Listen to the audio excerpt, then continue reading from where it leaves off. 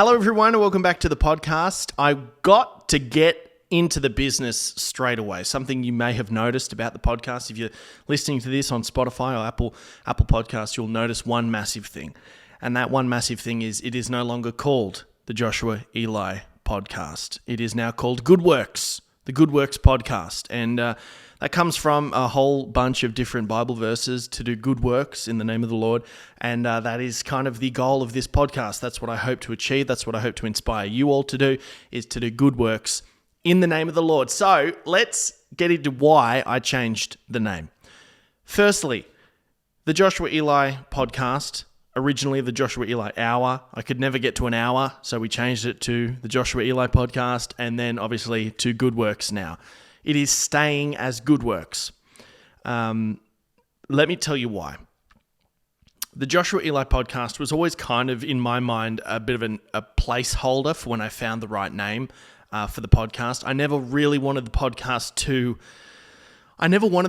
revolve around me. That's what I didn't want. I didn't want the podcast to revolve around me. I didn't want it to be about me and you know, I don't know. I just didn't want my name on the podcast. That was always a placeholder name.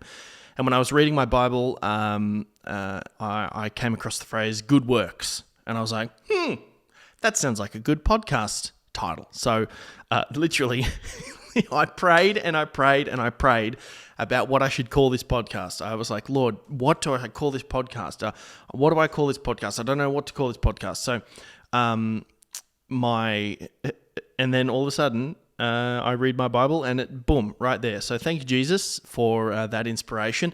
I just want to let you know that nothing is changing about the podcast. It's going to be exactly the same thing, and you'll be able to find it everywhere that you find the podcast now. So just a little bit of housekeeping before we get into today's episode. And today's episode is really kind of a personal one for me, and I want to talk a little bit about what's been happening in my life at the moment, which is I've had another baby. Baby number two, baby number two. And it's been a real adjustment. Can I just say, any parents out there who have gone from one baby to two babies, it is a major adjustment. I think a smaller adjustment would be to go from two babies to three babies, because you've already got the chaos. You're just adding an extra one into the chaos. So we've gone from one baby to two babies, and it has been quite the ride. We are 9 days? As of recording this episode, we are 9 days after baby number two was brought into the world, and we are having an absolute blast. We are having, so I wouldn't say fun, but we're having a great time. We love our little baby. Her name's Frankie. We love her. More than words can describe. And one thing I was really conscious about is going from one baby to two baby is our first daughter, Esther. She has been the apple of my eye, the apple of our eye for 5 years. Almost 5 years. She's 4.5. She has been basically our main focus for almost 5 years. So this is going to be maybe a bigger adjustment for her than it will be for us, because she can no longer be our main focus. We obviously love her as much as we love little Frankie, but we are going to have to. It's going to be different because we now have two children, and I think for me, growing up an only child, I never had to make that adjustment. If you're watching this or listening to this, you probably think, yeah, Josh, that makes a lot of sense. You're an only child. Absolutely, that makes complete sense. You're an only child. But I grew up an only child, and I never had to make that adjustment. So she's going to have to make that adjustment, and we're all going to have to make that adjustment, whether we like it or not, because Frankie's not going anywhere, and she's going to be around for at least the next 18 years. So that's a little personal update from me. So when I was supposed to do, the day after that Frankie was born, I was supposed to be doing communion at church. I was supposed to be talking at church, and obviously the baby came. I couldn't do communion, but I thought what I would do is I would share what I think the communion message is that I was going to share at my church, and may still. So if you're watching this and you're from my church, this is a bit of a sneak peek, a bit of a teaser for what I was going to talk about. I was, let me just grab my Bible. Give me 1 second. Old Faithful. I was going to talk about the story of Hannah. Now, if you haven't read the story of Hannah, it's in Samuel. Hannah is a really, really interesting story. And a lot of, I was talking to my mum about it, about the story of Hannah. A lot of similarities between the story of Hannah and my mother's story with me. I'll give you a brief overview. Now, my parents had me when they were in their 40s, which is rare and can be difficult and dangerous. My parents had me when they were in their 40s. My mum, I think, was 41 when she gave birth to me, and there were complications leading up to her getting pregnant with me. And basically the doctors said to my mother that you are never going to have children. You're probably not going to have children, so just, start to let that sink in. You're probably never going to have children.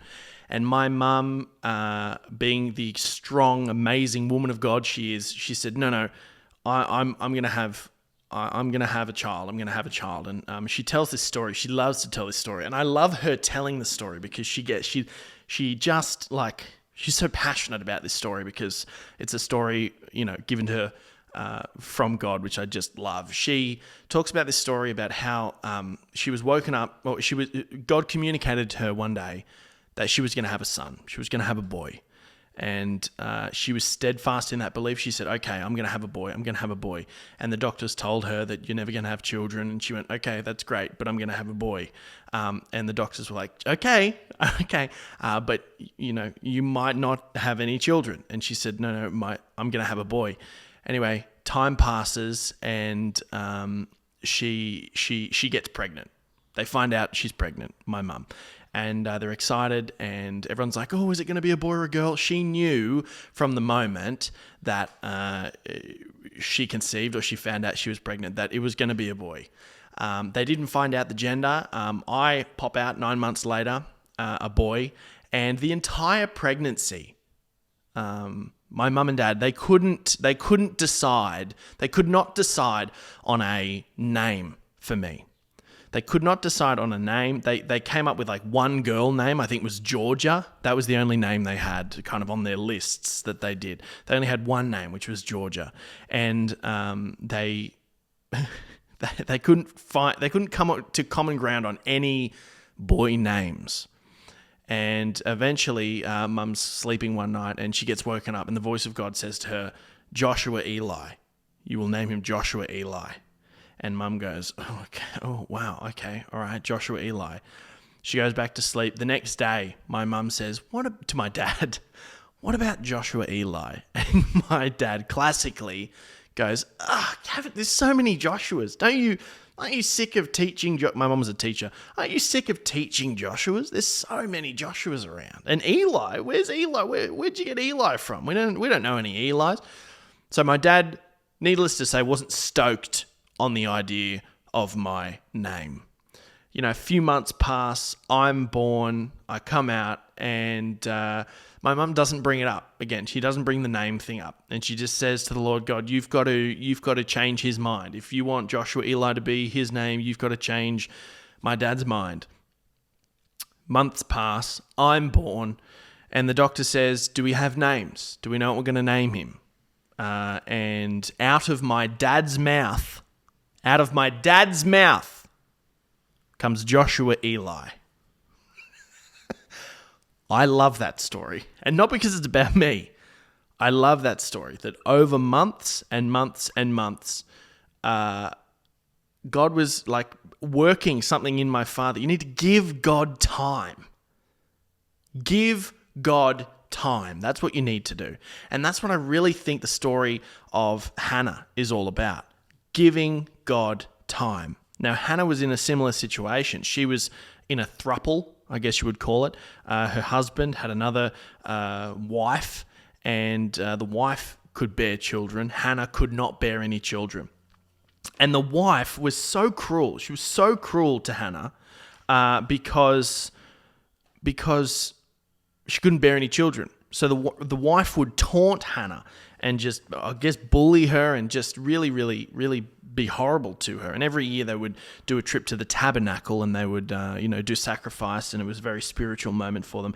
And they would, every year Hannah would, I reckon, would pray, please God, give me a child, give me a child. And one day they're having dinner, and Hannah excuses herself from dinner, and she goes to the tabernacle, and she's crying and praying. And in verse 16 of chapter 1, she says, Eli catches her.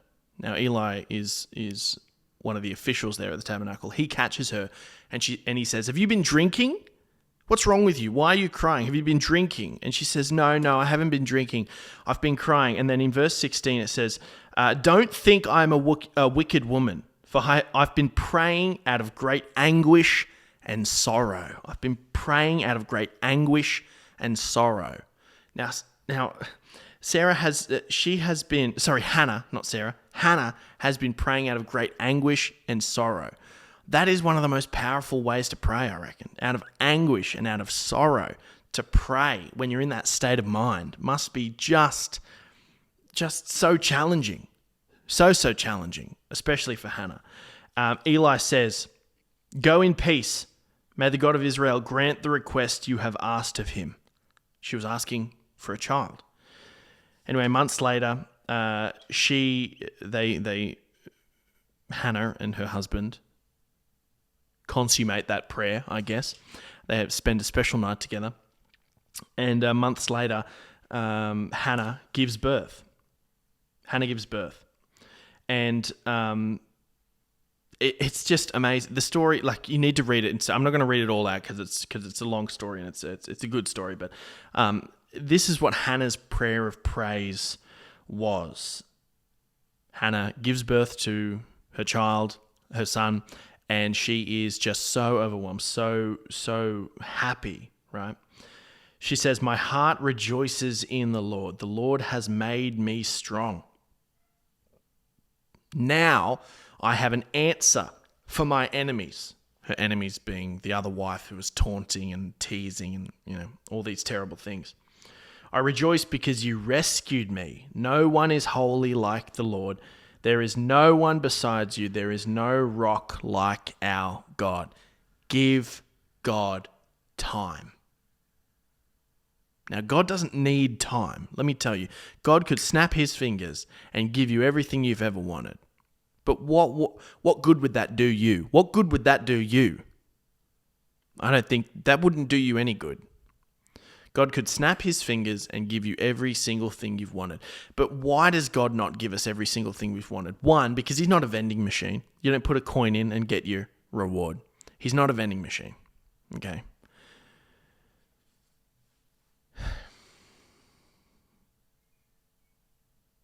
God makes you wait because waiting builds character. It's not about testing your faith. It's not about saying, oh, let's see. It's not about God going, let's see how long he can hold on for. Hey, let's wait. Let's make him wait 10 years and see if he's still got faith. Hey, let's really, that's a terrible God. God is not terrible.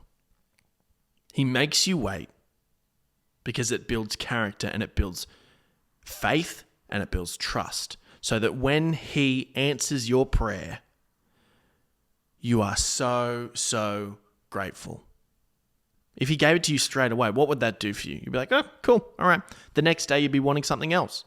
It wouldn't mean... And also, I reckon, I think he probably waits a while to grant prayer and answer prayer, because... Maybe it's just an off-the-wind thing. Maybe you don't really want it. Maybe you've been praying and praying for like a week or two about a girlfriend or a partner or a husband, right? You've been praying and praying for 2 weeks, and then all of a sudden you go, I'm all right. I don't really want. I'm okay. I'm okay on my own. That's fine. I can wait. That's fine. You really got to give yourself time to realize whether that's exactly what you want or not. And I think that's what God does. It's a gift. Him letting you wait is a gift. Can I just say that? Can I just say that to you? Him letting you wait is a gift. One of our pastors said a couple of weeks ago, Pastor Matt Doherty, at our church, I believe he said, or quoted someone. He said, the greatest gift that God can give you is unanswered prayer. The greatest gift that God can give you is unanswered prayer. Why? If he answered your prayer straight away, how would you feel? Sure, you might believe. If someone who doesn't believe in God all of a sudden finds themselves in a place where they're like, God, please save me, or God, all of a sudden someone who doesn't believe in God is praying for God to do something in their life. How would that, that would be good in that moment, right? Because they would save that person and then they'd go, oh, maybe God does exist. Or they would go, oh, okay, great. See you, thanks. And they just head off, Is it really the best thing for God to answer prayer straight away? Now, I understand that if you have a child that's going through, I don't know, chemotherapy or, a sickness or an illness, or a family member going through something so tough like that, I absolutely understand. As someone who has had family members go through things like that, like I had an auntie. She's since passed away a couple of years ago. One of my mum's sisters. She had an intellectual disability. She had an amazing life. Can I just say, an amazing life. She was social. She'd go to gatherings. She'd go out for dinner. Just an amazing life. She had an intellectual disability though, so she couldn't drive a car. She couldn't, hold a job. She couldn't, things like that. And I remember my mum and my other auntie, my other mum's sister, having a discussion once when I was a kid at church. And they said, why haven't we prayed for God to heal? Why haven't we prayed for God to heal her? And I remember thinking, why? Why wouldn't you pray? Are you scared that he won't heal her? Are you scared that he won't heal her and he won't fulfill your request? I mean, my auntie who had the intellectual disability had an amazing life. She had an absolutely full life. A life filled with time with friends, time with family, time out, enjoying life, going on day trips, traveling, just an amazing life. Would she have had that same life if she didn't have the intellectual disability? Probably not. She would have got a job. She would have, got a mortgage. Maybe she would have got married and had kids. I don't know. You got to think to yourself. Now, I don't know the answer to this, but if God answers my prayer, what does that achieve for me? Now, I understand back on that last point, if you have kids who are going through sickness or things like that, absolutely pray for their healing, pray for their salvation, I guess. But what is God trying to teach you in these tough times? He's not teaching you in a brutal way, in an evil way. Like, I'm going to teach her. Every challenge that you face in your life is a challenge that you can learn from, and I know that's just a kick in the face, right? When you're going through tough times, I understand. I absolutely get it. But you got to think, you got to keep that in your mind. Every challenge that you're facing right now is going through tough times. Hannah went years and years and years without having children. She prayed, I'm sure she prayed and she prayed and she prayed, getting taunted day after day after day. Every single day when she woke up, that other wife was taunting Hannah until she went to bed. You haven't had children. You can't have children. You're barren. You're useless. Every single day, that wife would have been taunting Hannah about not having children. All of a sudden, she goes and she asks God in anguish and in sorrow. What did it say in verse 16? I've been praying out of great anguish and sorrow. She goes there, heart ripped open, broken open. Hannah's heart was praying, God, give me a child, please. And Eli comes along, being the holy man that he is, and said, go in peace, your request will be fulfilled. Could you imagine from a man like Eli in that time, who was, he had authority, right? Could you imagine the relief that Hannah would have had? Like, oh, I'm not crazy. Someone else thinks it's going to happen too. I'm not crazy. Someone else thinks. Do you ever have like an idea and you think this is insane, or you think of something, or you have an opinion on something, and then you're talking to someone, and then you realize someone else has that same idea? It's the first person that's had that same idea as you, and you go, oh, we're not crazy. I'm not crazy. Someone else has got the same idea as me. Just imagine the relief that Hannah would have had. Anyway, months later, Hannah has her child, and she sings. She says the prayer of praise. My heart rejoices in the Lord. The Lord has made me strong. The Lord has made me strong. Now, what made Hannah strong? Was it physically giving birth? Maybe, yeah. What made Hannah strong? The waiting made Hannah strong. The faith made Hannah strong. Because would she have been as strong if Hannah went, hey, Lord, can I have a son? And he went, yeah, sure, boom. Popped out, right? That wouldn't have, that benefits, that doesn't make Hannah strong. The waiting makes Hannah strong. You know how you build patience? The best way to build patience in kids, for all the parents out there, as a former child, the the best way to build patience in children, take them to Movie World or Dream World on the busiest day of the year and say, which ride would you like to go on? They say, I want to go on that one. And they say, rightio, let's go and stand in the line. And you wait in that line for 2 hours to go on a 30-second ride. That builds patience in a child. The waiting makes you strong.